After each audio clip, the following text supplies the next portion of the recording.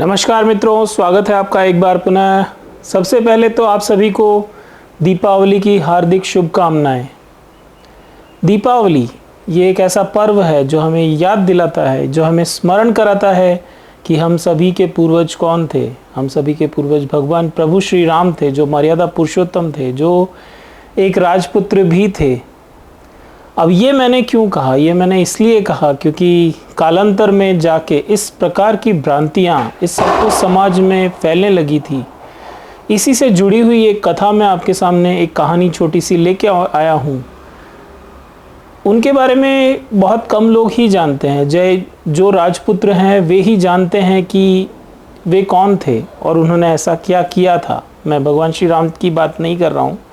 उनके बाद की जो पीढ़ियाँ हुई है उसी में से हमने देखा था कि आगे जाके सौमित्र और उसके बाद में बापा रावल तक का भी हमें सब एविडेंसेस मिले हैं उन चीज़ों के। इसके बाद जो इतिहास के पन्ने और आगे बढ़े, इतिहास कालखंड और आगे बढ़े, तो जब अलाउद्दीन खिलजी का चित्तौड़ पर आक्रमण हुआ था, उसके बाद क्या हुआ? रावल रतन सिंह और पद्मावती की कहानी हम सभी ने सुनी है। उसके बाद क्या हुआ? वहाँ पे जौहर हुआ, चित्तौड़ में जौहर हुआ। जौहर के बाद क्या हुआ? जौहर के बाद मेवाड़ के ही दो भाई राहप और माहप की कथा आती है, जो कि वंशज थे उसी गुहिलोत राजपूत जो वंश था मेवाड़ का, उसी गुहिलोत वंश के ये राहप और माहप ये दोनों भाई भी थे। अब कथा आती है, जब मैंने भूमिका भी बांधने का प्रयास किया था तो मैंने बताया था कि भगवान श्री राम मर्यादा पुरुषोत्तम थे, जो कहा जाता था कि एक बार वचन ले लिया है उसे निभाना है, या इस तरह के कई सारे जो गुण हुआ करते थे उस समय के महान पुरुषों में, वो उनमें भी थे। और तो इसी प्रकार से हर समाज की अपनी कुछ मान्यताएं थी, अपने कुछ रिवाज थे, या कह सकते हैं कुछ ऐसी परंपराएं थी जिनको वो फॉलो करते थे। तो आज क्या हुआ है? आज यदि हम 20वीं शताब्दी में देखते हैं तो हर समाज में कुरीतियां आई है, हर समाज में व्यसन भी आए हैं। तो इसी प्रकार से ये कथा जो मैं आगे आपको बताने जा रहा हूँ, ये कथा राजपूत समाज में फैले एक व्यसन के बारे में है, जिसमें कि आजकल राजपूत समाज में भी कई सारे ऐसे विद्वान हुए हैं जो आगे बढ़ के इस बात को उठाते हैं, आक्षेप करते हैं। इवन न सिर्फ राजपूत समाज बल्कि ये सभी समाजों में होने लगा है। इवन ब्राह्मणों में भी मैं खुद कहूँगा कि ब्राह्मण समाज में भी कई सारे ऐसे युवा हैं जो आज के जो इस इकोसिस्टम में या इस वातावरण में ऐसे प्रभावित हो गए हैं कि वे लोग पीना उनके लिए नॉर्मल चीज़ हो गई है, जो कि शास्त्रोक्त भी नहीं है और हमारी परंपराएं और हमारे जो नियम है उसके भी एकदम अगेंस्ट हैं। तो ये इसी से रिलेटेड जो कहानी है वो मैं आपके सामने बताने जा रहा हूँ, और आपको ये जानकर गूज़बम्स आएंगे, या ये सोच कर कि किस प्रकार के वे लोग थे जिन्होंने अपने वचनों को, या जो धर्म को पालन करने की बात आती है जहाँ पे, कि किस प्रकार से उन लोगों ने जो धर्मादेश होते थे उनको किस प्रकार से वो लोग फॉलो करते थे, ये यहाँ पे इस कथा से पता चलता है।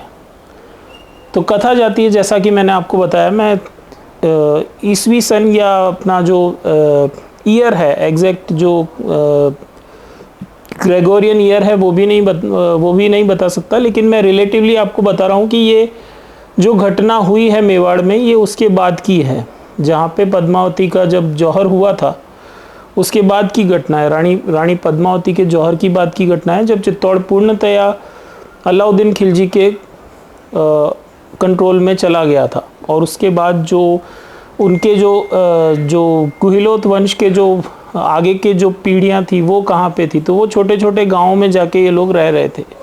मेवाड़ में ही अलग अलग गाँव में जाके ये लोग सुरक्षित रह रहे थे। तो वहीं की घटना है। घटना इस प्रकार की है कि जो राहप और माहप दो भाई थे, तो दोनों के अलग अलग परिवार हो गए थे। और माहप के लिए कहा जाता है कि वो संभवतः इतिहास में भी मिलता है कि वो महाराष्ट्र की तरफ आ गए थे। तो आज यहाँ महाराष्ट्र में भी जो राजपूत मिलते हैं उनका संबंध ऐसा बताया जाता है कि वो मेवाड़ से किस प्रकार से, तो वो इस प्रकार से बताया जाता है कि माहब के वंशज जो हैं वो यहाँ पे हैं, वो महाराष्ट्र में है, और राहब को गुहिलोत वंश को आगे बढ़ाने का जो कार्यभार था वो वहाँ पे राहब को मिला था। अब राहब जो थे वो भी एक बड़े पराक्रमी और शूरवीर थे और वचन के पक्के थे, और इस प्रकार के राजपूत थे जो व्यसनों से दूर, हम कह सकते हैं व्यसनों से दूर, या ये कह सकते हैं कि जो उनके नियम होते हैं ना, उन नियमों को फॉलो करने वाले, स्ट्रांगली फॉलो करने वाले। तो कालांतर में जाके होता ऐसा है कि उस समय के जो राजपूत होते थे वे लोग उन लोगों के लिए वर्जित था, मद्यपान या शराब पीना उनके लिए वर्जित था, तो वो लोग शराब नहीं पीते थे। जी हाँ, वहाँ उस समय में राजपूत भी शराब नहीं पीते थे। तो ये एक तथ्य था। अब क्या हुआ था, वो आगे की जो घटना है, जो मेवाड़ के हैं वो तो संभवतः इस घटना के बारे में ऑलरेडी जानते होंगे, लेकिन जो दूसरा जो बाहर का समाज है, या ये कह लें कि भारत में भी इस घटना के बारे में बहुत से लोग नहीं जानते, तो मैं वो घटना आपके सामने प्रस्तुत करने जा रहा हूँ। घटना इस प्रकार से है, जब राहब, एक समय में जब राहब बहुत ज़्यादा बीमार हो गए थे, तो किसी वैद्य ने बताया कि भाई इसका जो इलाज है, इसका इलाज आप अगर थोड़ा सा पी लेंगे, मद्य पी लेंगे, तो आपका ये जो प्रॉब्लम है ये सॉल्व हो जाएगा। तो राहब ने कहा कि नहीं, मैं मर जाऊंगा लेकिन ये नहीं पीऊंगा। इसके बाद क्या हुआ, इसके बाद हुआ ये मित्रों, किसी ने ये देखते हुए कि ठीक है कि यार अब हम लोग आज भी सोचते हैं ना, बहुत ज़्यादा बीमार हो गए या कुछ हो गया तो जो इलाज बोले वही कर लो, तो वैसे ही किसी ने उनके साथ छल पूर्वक उनको मद्यपान करवा दिया, और वो ठीक भी हो गए। पर ठीक होने के बाद उनने प्रश्न किया कि ये कैसे हुआ या ये क्यों हुआ, कि मतलब क्या हुआ जिसकी वजह से मैं ठीक हो गया। ये उनने वापस से थोड़ा एनालिसिस किया तो पता चल गया कि भाई किसी ने खाने में मिला के या कैसे भी करके आपको मद्य पिला दिया, मद्यपान करवा दिया है। तो आपको क्या लगता है मित्रों, क्या किया होगा उस रावल ने, जो राहब थे उन्होंने क्या किया होगा? तो कथा या इतिहास ये बताता है कि राहब ने इसके लिए मनुस्मृति या जो हमारे धर्मशास्त्र हैं उसमें इस प्रकार की सज़ा हुआ करती। देखिए कितने, अगेन बात निकली है तो जाएगी थोड़ी आगे, तो उसमें ये भी आता है कि एक ही प्रकार का जो कृत्य है, कुकृत्य है, उसकी सज़ा वर्ण के हिसाब से सभी को अलग अलग मिलती थी। क्यों मिलती थी? क्योंकि जो जिस इकोसिस्टम में रह रहा है उसके हिसाब से उसको देखा जाता था कि इसकी कंडीशनिंग कैसी हो, इसकी जीवनचर्या कैसी है।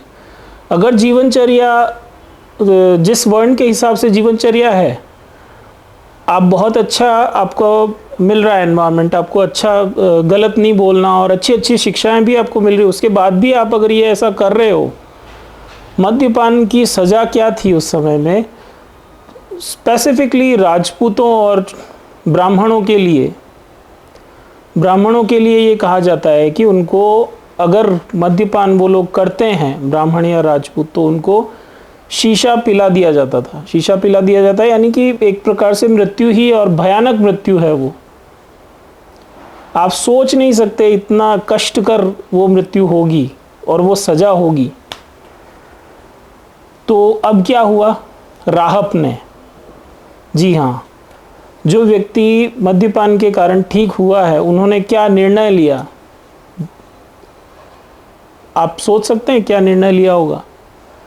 राहब ने कहा कि क्योंकि मेरे से ये जो मेरा नियम था ये टूटा है, जो राजपुत्र का जो नियम होते हैं वो टूटा है, उनमें से एक नियम, प्रमुख नियम टूटा है मुझसे, तो मेरे कारण ऐसा हुआ है। तो इसीलिए उन्होंने जिस गांव में वो रह रहे थे वहीं पे उन्होंने शीशा या जो लेड होता है ना, लेड, गरम गरम लेड उन्होंने पिया। पीने के कारण कहते हैं कि उनकी मृत्यु हुई, और इसी कारण से उस जो वो गांव था, जो जगह थी, वो कालांतर में शिशोदा कहलाई। शिशोदा क्यों कहलाई? क्योंकि वहाँ पे राहब ने शीशा पिया था।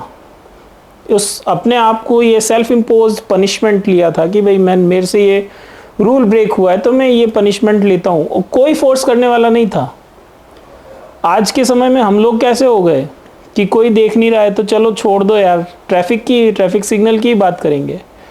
तो हम बड़ी बड़ी बातें करते हैं कि परिवर्तन और नियम पालने चाहिए, और सब बड़ी बड़ी बातें हो रही है हमारे अराउंड में। पर हम देखते हैं कि अगर कोई ऐसा सिग्नल है जहाँ पे कोई पुलिस वाला नहीं खड़ा है या कुछ नहीं, तो हम आंख बंद करके वहाँ पे ब्रेक कर देते हैं सिग्नल। हम मतलब मैं अपनी बात नहीं कर रहा हूँ, बट नॉर्मली ऐसा होता है कि जो बड़ी बड़ी बातें करने वाले होते हैं वो भी वहाँ पे सिग्नल ब्रेक कर देते हैं। अब आप सोचिए आज के समय को और उस समय को। अब राहब की स्टोरी में किसी ने उनको उनके भले के लिए किसी ने ऐसा किया, लेकिन वो भला भी क्या, ताकि उनकी तबीयत ठीक हो जाए। लेकिन फिर भी उन्होंने इस चीज़ को माना कि मैंने गलती से ही सही, लेकिन मैंने शराब पी ली है, मद्यपान कर लिया है। तो उन्होंने सेल्फ इम्पोज पनिशमेंट लिया, और वही पनिशमेंट लिया जो धर्मशास्त्रों में लिखा हुआ है ब्राह्मण और क्षत्रिय वर्ण के लिए। क्यों लिखा हुआ है? क्योंकि ये दोनों ही हमेशा, ब्राह्मण हमेशा शास्त्रार्थ करते हैं, शास्त्रों के अध्ययन में लगे रहते हैं, और वो अगर ऐसा गलत काम कर रहे हैं तो उनको भी सज़ा है। और वही चीज़ क्षत्रियों के लिए भी हुआ करती थी। तो उन्होंने सेल्फ इम्पोज्ड ये पनिशमेंट लिया, और उन्होंने शीशा पिया, लेड को, गरम लेड को उन्होंने पी लिया। और इसी कारण से, जैसा मैंने पहले भी बताया, गांव का नाम हुआ शिशोदा। और जो गुहिलोत वंश था, मेवाड़ का जो गुहिलोत वंश था, उसका आगे जाके, राहब के बाद से आगे जाके ये नाम जो था गुहिलोत वंश के स्थान पर इसे शिशोदिया वंश भी कहलाने लगा। और आगे जाके लोगों को ये तो पता है कि हाँ, शिशोदा गांव से निकले इसलिए शिशोदिया, लेकिन गांव का नाम शिशोदा क्यों है, तो उसका कारण ये कथा आती है, जिसके कारण से राहब का एक तरह से हम कह सकते हैं कि इसे कहते हैं धर्मनिष्ठा, या कोई देख रहा है चाहे नहीं देख रहा है, मेरे को करना है मतलब करना है, वो वाली बात जो है वो यहाँ पे दिखाई देती है। अब आप सोचिए, क्या ऐसा आज के समय में कोई कर सकता है? मैं तो छोटी सी बात कह रहा हूँ, उतना तो मैं एक्सपेक्ट भी नहीं कर रहा कि हम भी वैसा ही कुछ करें, सेल्फ इम्पोज पनिशमेंट्स नहीं, बट एटलीस्ट जो नागरिक कर्तव्य हैं, जो कहे जाते हैं कि भाई ठीक है, दूसरों को तो हम बड़ी बड़ी बातें कहते हैं कि ये करना चाहिए वो करना चाहिए, लेकिन जब खुद पे आती है तो यही हमें ध्यान रखना है कि जो नियम या जो शास्त्रोक्त नियम है, चाहे कोई देखे चाहे नहीं देखे, भगवान तो देख ही रहा है ना, तो हमें वो वैसे फॉलो करने चाहिए। तो ये आज छोटा सा, ये आज का सत्र था, एक छोटी सी कहानी थी जो हमें ये शिक्षा देती है, ये बताती है कि किस प्रकार के ये लोग थे, कितने वचन के पक्के थे और नियमों के कितने पक्के थे, और सेल्फ इम्पोज पनिशमेंट्स भी ये लोग लेते थे। तो राजपूत समाज तो आज अगर भारत, यदि मैं अगर ये कहूँ तो अतिशयोक्ति नहीं होगी, क्योंकि मेवाड़ के इतिहास में हम पहले भी बता चुके हैं आपको कि कई साल तक, बापा रावल के समय से भी कहा जाता है कि 400-500 साल तक तो इन्होंने इन्वेडर्स को झेला। और जैसे ही ये कमज़ोर, कुछ वक्त के लिए, कुछ समय के लिए जैसे ही कमज़ोर पड़े, तो जो मुग़ल आक्रांता थे वो पूरे भारत में, कश्मीर से कन्याकुमारी तक फैल गए। तो इसलिए हमें ये, जब हम राजपूतों की यदि कोई बुराई करता है और हम सुनते भी हैं, तो हमें उसका विरोध करना चाहिए, प्रतिकार करना चाहिए, बताना चाहिए कि आज यदि आप हिंदू बचे हैं हम लोग, तो उसमें सबसे बड़ा योगदान सबसे बड़े भाई का है। राजपुत्र जो हैं वो सबसे बड़े भाई हैं, वो क्षत्रिय हैं, तो क्षत्रियों का सबसे बड़ा, और आज के समय में भी क्षत्रिय किसे कहा जाएगा? आज के समय में क्षत्रिय जो हमारी भारतीय वायुसेना है, थल सेना है, जल सेना है, हमारी सेनाएं जो हैं वो क्षत्रिय हैं। तो वही पहले भी होता था, लेकिन आज की जो बात मैं करना चाह रहा था, विषय यही था कि किस प्रकार के लोग हुआ करते थे जो इतने स्ट्रांगली अपने नियम फॉलो करते थे, अपने वर्ण का जो नियम था उसको स्ट्रांगली फॉलो। और बात में ये भी अभी क्योंकि निकला हुआ है तो मैं फिर से बता देता हूँ कि अगेन, हर वर्ण का जो इकोसिस्टम था, जिस समाज में वो रह रहा है, उसी हिसाब से उसके पनिशमेंट वगैरह सारे कुछ उसी हिसाब से होते थे। अगर कोई राजपूत और ब्राह्मणों के सारे नियम जानते हुए भी पी रहा है, मद्यपान कर रहा है और बुराइयों को अपना रहा है, तो उनके लिए स्ट्रिक्टर, कठिन से कठिन उनके लिए पनिशमेंट हुआ करती थी। और वही एक कृत्य कोई और कर रहा है, कोई और किसी वर्ण का व्यक्ति कर रहा है, तो उसके लिए छूट होती थी, उसके लिए उतना ही जो पनिशमेंट होते थे वो ढीले हो जाते थे। आप ये कह सकते हैं कि उसमें उनको आरक्षण मिला हुआ था, इस प्रकार से हम कह सकते हैं। तो आरक्षण उस प्रकार से हुआ करता था। इवन अगर कहा जाता है ना कि ब्राह्मणों को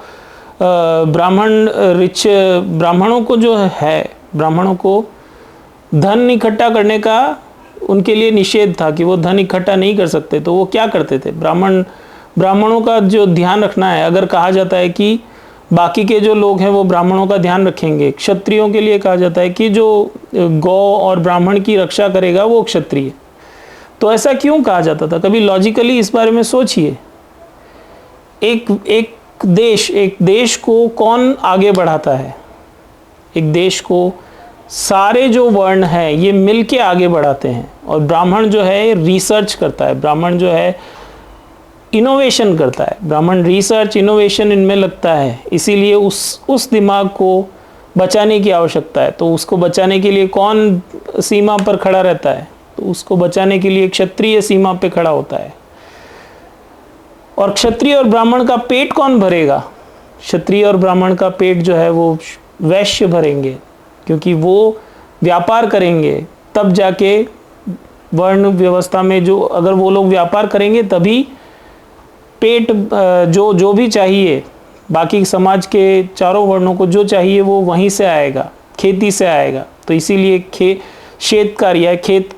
खेती कर और जो हमारे व्यवसायी हैं, ये सारे इनके परिश्रम से ही समाज का पेट भरता था, ये कहा जाता था।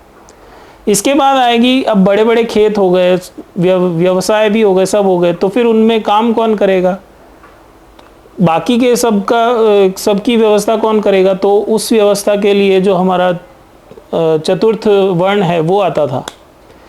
और ये व्यवस्था सभी जगह, ये लोग कहते हैं कि नहीं ये व्यवस्था गलत है, तो ये अगर व्यवस्था गलत है तो मुझे ये बताओ कि कोई भी एक ऑर्गेनाइजेशन बनाओ जिसमें कि कोई भी अध्यक्ष नहीं होगा। एक ऑर्गेनाइजेशन बनाओ जिसमें कोई ट्रेजरर नहीं हो, कोई अध्यक्ष नहीं हो, कुछ नहीं हो, तो फिर क्या होगा?